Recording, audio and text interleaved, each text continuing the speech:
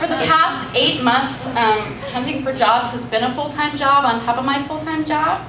In the morning, I see what Synergy and sorry about that, Idealist have dragged in, and usually the answer is notmuch.com. And in the evening, I leisurely pillage Craigslist for the day's offerings. Then I sit down and try to come up with new ways to say, I have excellent communication skills. My dream job would be to teach at a local private liberal arts college that I graduated from, who will hereby remain nameless. But I'm realistic. I know that for a tenure track job, in my field to open, I would personally have to take out a hit on a fellow member of the MLA. You didn't know that English professors were high-value targets, but you were so wrong. So I apply for a range of jobs, starting with associate dean of something or other, and I wait around for a few months for the phone to ring. And of course it rings on a day when my son is homesick from school, but that's a misnomer, because if you've ever noticed, kids are only really sick at night. You know, so you're up all night just praying, please, please let them live, and the next morning you're like, I am gonna kill you! And the Tylenol kicks in, and you say those magic words, you can stay home from school. So the phone rings. I'm out in the driveway with my son, who has climbed up on top of my car, and the roof of it is flexing like this. And the guy on the other end is like, Dr. Tauber, we're calling to update you about the progress of our job search. And I admit that at this point my mind kind of strays a little, because the only reason I have ever been called about a job is to be offered an interview. So the other reason is that I'm trying to use sign language to get my son off the car so I don't have to use my harpy voice in front of a future colleague. So when I come to, this man is describing in some detail why I'm not right for the job.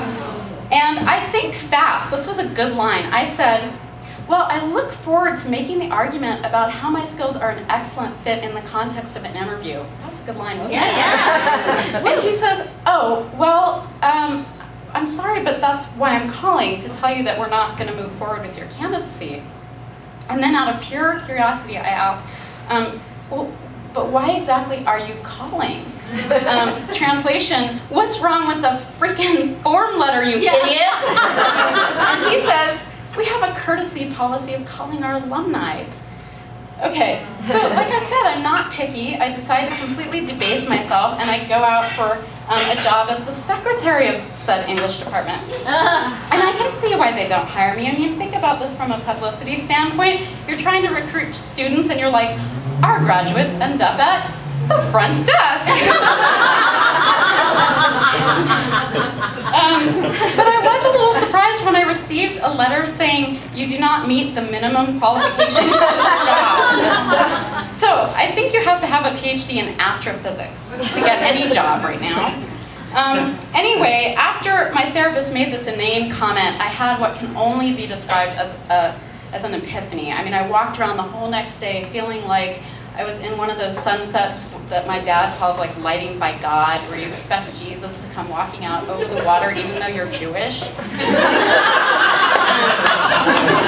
But when 5 p.m. rolls around, like my entire body is jonesing to go and troll Craigslist and see, just see, what jobs are out there. So I decide that I'd better take the methadone approach to quitting my job search. The thing about applying for jobs is that you have to visualize yourself in the job in order to project that to the people that you're applying to. You have to find a way to connect with their mission and their culture, and it is exhausting. So that night, I find a job that's looking for somebody to lead people with psoriasis in political action. And I laugh with delight that I don't have to write meaningfully about the day that I woke up and found that my son had this rash on his knees and elbows that gave me heart palpitations. I called Christina, our doctor friend. It looked like a third world rash, I mean like street kid rash, and it was psoriasis.